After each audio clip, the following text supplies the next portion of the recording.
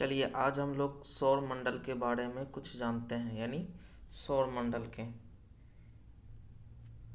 तो सौर मंडल, तो सबसे पहले सौर मंडल समझते हैं क्या है। तो इसमें देखिए, सूर्य और इसके चारों ओर जितना परिक्रमा करने वाले ग्रह है, उपग्रह है, क्षुद्र ग्रह है, धूमकेतु है, यानी सभी मिलाकर के ये क्या कहलाता है, सौर मंडल कहलाता है। और यानी सोलर सिस्टम, इसको आप समझ गए हैं।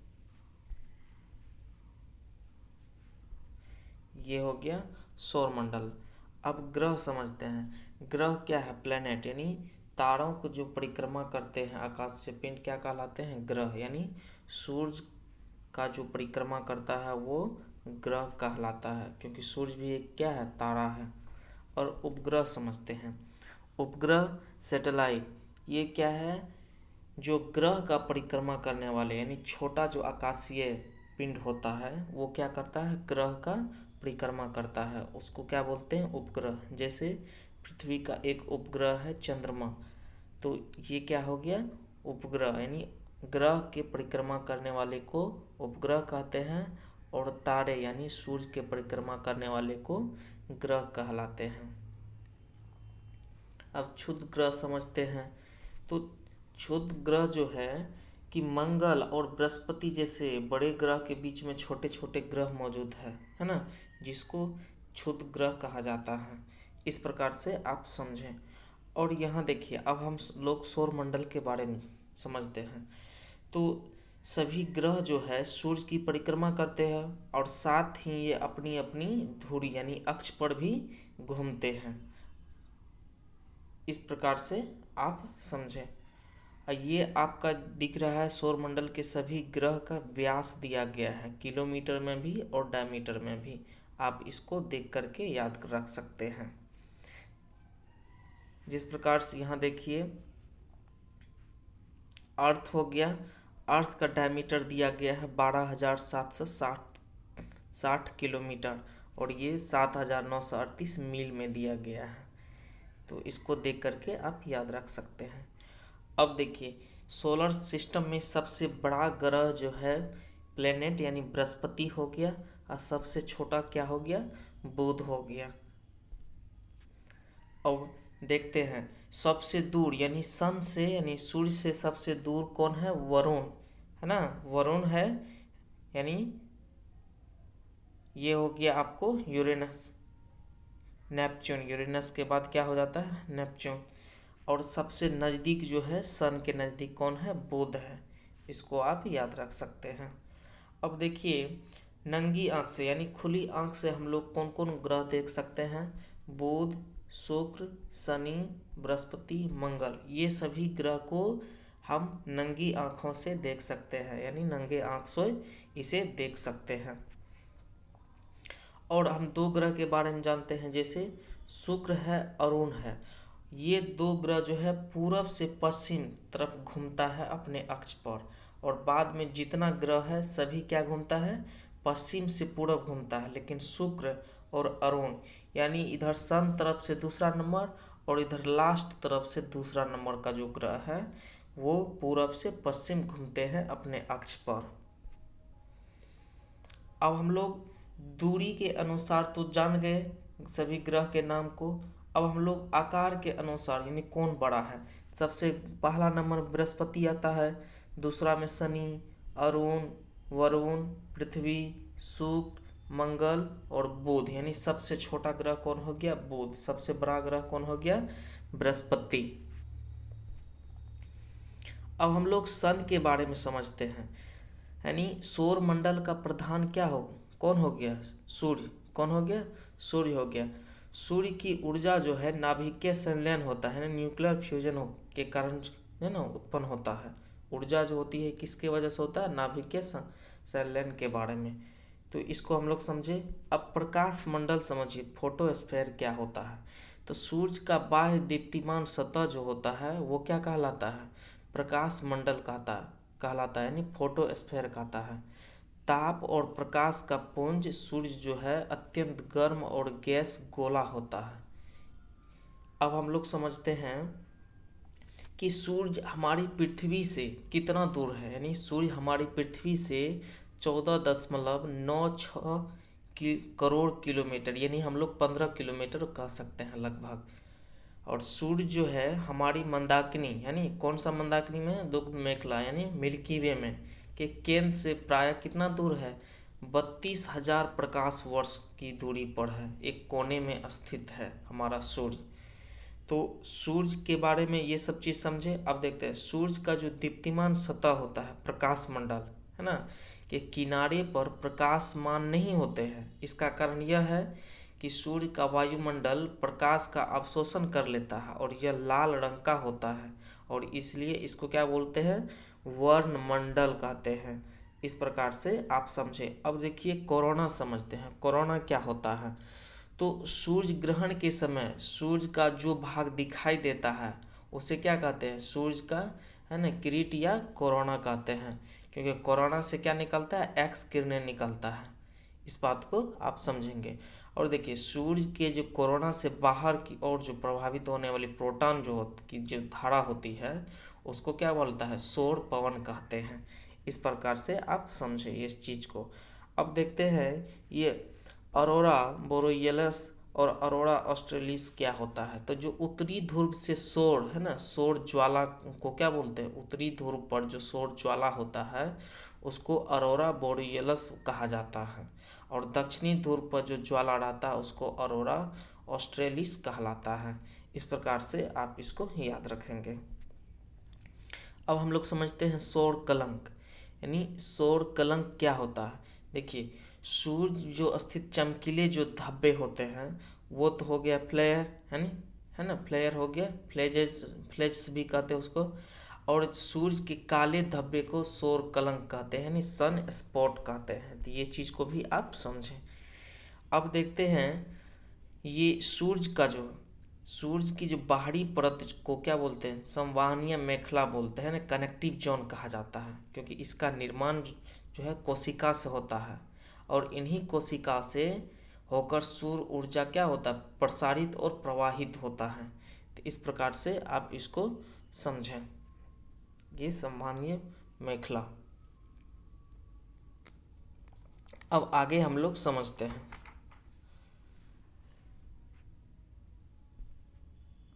अब सबसे पहला ग्रह जो हम लोग देखेंगे मरकरी देखेंगे। तो मरकरी क्या है, यानी बुध है।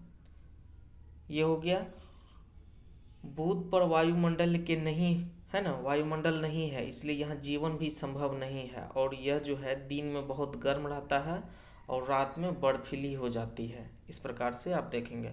और देखिए बुध जो है इसे सूर्य का जो है ना निकलने के 2 घंटा पहले देखा जा सकता है, और इसे शुक्र की तरह भी सुबह शाम का तारा कहलाता है। क्या कहलाता है, शुक्र की ही तरह से बुध को भी सुबह और शाम का तारा कहा जाता है, क्योंकि ये दोनों ग्रह जो है सूर्य तथा पृथ्वी के बीच में स्थित है। तो इस प्रकार से बुध के बारे में कुछ जाने, यानी मरकरी के बारे में। अब हम लोग शुक्र के बारे में समझते हैं। तो शुक्र क्या है, सबसे चमकीला ग्रह है, यानी आकाश में यह सूर्य और चंद्रमा के बाद सबसे चमकीला कौन चीज़ दिखता है, शुक्र ग्रह दिखता है। और अपनी चमक के कारण ही इसे क्या कहते हैं हम लोग, सौंदर्य का देवता कहते हैं। और देखिए ये चंद्रमा की भांति ही इसकी क्या होती है, कलाएँ होती हैं, यानी ये शाम में पश्चिम में दिखाई पड़ने के कारण शुक्र ग्रह को सांझ का तारा कहते हैं, इवनिंग स्टार। और जैसे सुबह में पूरब देखने के कारण इसको क्या कहलाते हैं, भोर का तारा, यानी मॉर्निंग स्टार कहते हैं। अब आगे हम लोग अर्थ के बारे में समझते हैं। अर्थ के बारे में तो आगे हम लोग डिटेल से पढ़ेंगे। तो पृथ्वी का जो है ना, पृथ्वी जो है सौरमंडल का एकमात्र ग्रह है जहाँ पर क्या है, जीवन मौजूद है, क्योंकि इसके चारों ओर तापमान है, यानी ऑक्सीजन और प्रचुर मात्रा में जल की मौजूदगी के जो कारण ही जीवन संभव होता है, यानी मध्य तापमान जितना जरूरी है, ऑक्सीजन, प्रचुर मात्रा में जल की भी उपस्थिति के कारण जो है पृथ्वी ही एक ऐसा अकेला ग्रह है जो सौरमंडल जिस पर क्या है, जीवन संभव है। तो पृथ्वी के बारे में और आगे कुछ पढ़ेंगे। अब हम लोग मंगल ग्रह के बारे में जानते हैं, यानी मार्स प्लेनेट के बारे में। देखिए यह सूर्य से दूरी के अनुसार कौन सा ग्रह है, यानी चौथा ग्रह है, और इसलिए इसको क्या बोलते हैं, रेड प्लेनेट इसलिए कहा जाता है क्योंकि यह ग्रह का जो रंग जो है लाल दिखता है, और इसकी मिट्टी में जो मौजूद होता है लौ ऑक्साइड यानी आयरन ऑक्साइड के कारण ही ये लाल दिखता है। और मंगल ग्रह की भूमि बंजर है और गुलाबी रंग का है। तो इस प्रकार से आप मंगल ग्रह के बारे में कुछ समझें। अब आगे हम लोग बृहस्पति के बारे में समझते हैं। देखिए ये क्या हुआ, ये गैलीलियो के द्वारा जो है ना इन खोजा गया था, इसलिए इसको गैलीलियन ग्रह भी कहते हैं। और ये इस प्रकार से समझ में आ गया। और ये इसका 4 उपग्रह है, जैसे यूरोपा है, आयो है ना, कैलिस्टो है, गैनीमीड है। ये सब उपग्रह को जो गैलीलियो के द्वारा खोजा गया था, इसलिए बृहस्पति का ये सभी उपग्रह को जो है ना गैलीलियन उपग्रह भी कहलाता है। तो और इसके देखिए बृहस्पति, इसका वायुमंडल में क्या मीथेन है, अमोनिया है और हाइड्रोजन गैस मुख्य रूप से है। तो और ये समझे, और सौर मंडल का सबसे बड़ा ग्रह है ना, और दूरी के अनुसार 5वां ग्रह है। तो इसके बारे में ये याद रख सकते हैं। आगे हम लोग शनि के बारे में समझते हैं ना, सैटर्न ग्रह के बारे में। देखिए ये आकाश में पीले रंग के तारे के रूप में क्या होता है, दृश्यमान होता है, दिखता है।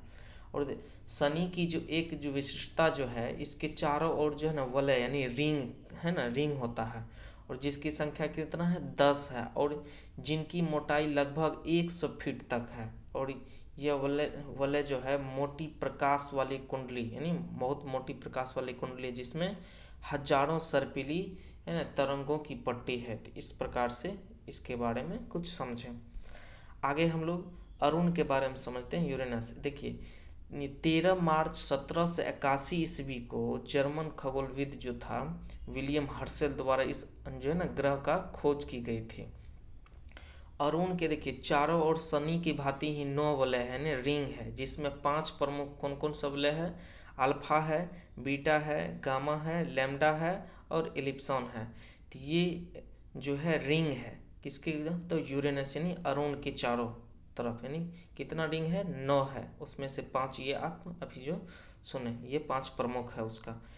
अरुण ग्रह के सभी उपग्रह की जो है विपरीत दिशा में परिभ्रमण करते हैं, क्योंकि ये जो है सभी ग्रह से क्या बोलते हैं, विपरीत दिशा में परिभ्रमण करते हैं। इसके बारे में ये आपको याद रखना है। आगे हम लोग समझते हैं वरुण के बारे में।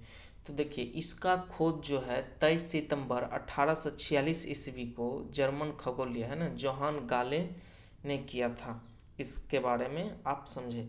देखिए इस ग्रह के चारों ओर जो है ना अत्यंत ठंडा मीथेन का बादल है ना, बादल छाया हुआ है। और वरुण ग्रह जो है ग्रह का क्या रंग है हरे रंग है। तो इस प्रकार से वरुण के बारे में कुछ समझें। अब हम लोग एक जो है प्लूटो है ना, प्लूटो के बारे में समझते हैं, बौने ग्रह के श्रेणी में आता है। तो ये देखिए ये क्या हुआ, इंटरनेशनल एस्ट्रोनॉमिकल यूनियन जो है IAU जो है, ये 24 अगस्त 2006 को क्या किया, चेक की गणराज्य राजधानी प्राग में जो आयोजित हुआ था अंतर्राष्ट्रीय सम्मेलन, उसमें यम यानी प्लूटो को ग्रह की दर्जा से क्या कर दिया, निरस्त कर दिया, यानी हटा दिया, इसको ग्रह की श्रेणी से हटा दिया। इसका रीजन क्या था, यह आकार में चंद्रमा से भी छोटा था और इसकी कक्षा वृत्ताकार नहीं था, है ना। यह वरुण यानी नेपच्यून की कक्षा को काटता था, इसलिए इसको इससे हटा दिया गया इस श्रेणी से, ग्रह की श्रेणी से। और वर्तमान में इसका नामकरण जो है है ना AU जो इसका नाम कर दिया गया है 134340। इस प्रकार से आप इसके बारे में ये कुछ याद रख सकते हैं। और ये जो 24 अगस्त 2006 को जो है इसको ग्रह की श्रेणी से निरस्त कर दिया गया। अब हम लोग ये देखते हैं, जैसे उपग्रह पढ़े थे सैटेलाइट, तो सबसे जो है यहाँ पर छोटा उपग्रह कौन सा हो गया, डिमोस। सबसे बड़ा उपग्रह क्या कौन हो गया, गैनीमीड। तो इस प्रकार से आप याद करेंगे। यहाँ सभी प्लेनेट का यानी ग्रह का उपग्रह सैटेलाइट का नाम दिया गया है, कुछ कुछ नाम दिया गया है, आप इसको देख करके याद रख सकते हैं। सबसे छोटा उपग्रह कौन सा हो गया, डिमोस। सबसे बड़ा कौन हो गया, गैनीमीड। ठीक है, इस प्रकार से आपको याद रखना है। और यहाँ पर जो है सभी ग्रह यानी प्लेनेट का जो है रोटेशन टाइम दिया गया है, यानी जो अपने अक्ष पर जो घूमता है, किस डायरेक्शन में घूमता है, डायरेक्शन भी दिया गया है। और यहाँ समय भी दिया गया, अर्थ जैसे 23 घंटा 56 मिनट में अपना रोटेशन यानी अपने अक्ष पर एक बार चक्कर लगाता है। इस प्रकार से आपको समझेंगे। और यहाँ पर आपको सभी प्लेनेट का जो है, ग्रह का जो है ये ऑर्बिट टाइम दिया गया है, पीरियड कितना समय में। जैसे अर्थ का देखिए, अर्थ का कितना समय लगता है, 365 है ना, 0.26 डेज, यानी 365 है ना दिन लगता है और 6 घंटा लगता है। इस प्रकार से आप इसमें सबका दिया गया है। और यहाँ देखिए है ना, प्लूटो देख रहे हैं यम, ये क्या करता है, नेपच्यून का ही जो है ना सर्कल को काट देता है, ऑर्बिट को काट देता है, इसलिए इसको ग्रह श्रेणी से भी हटा दिया गया। और यहाँ पर रिवोल्यूशन और रोटेशन टाइम दिया गया है, पीरियड सभी प्रिय है ना प्लेनेट का दिया गया है। आप इसको देख करके कुछ कुछ याद रख सकते हैं। तो अब यहाँ पर हम लोग समझते हैं मून के बारे में। मून यानी चंद्रमा। चंद्रमा क्या है, एक पृथ्वी का जो है ना क्या है, उपग्रह है। ये चंद्रमा क्या है, पृथ्वी का उपग्रह है। तो इसके बारे में हम लोग समझते हैं। देखिए अब चंद्रमा जो है पृथ्वी की चारों ओर दीर्घवृत्ताकार कक्षा में है ना, कक्ष में एक परिक्रमा पूरा करने में कितना अवधि लगाता है, तो 27 दिन 7 घंटे 43 मिनट और 11.47 सेकेंड। इसको क्या बोला जाता है, नक्षत्र मास कहा जाता है, इसको नक्षत्र मास कहते हैं।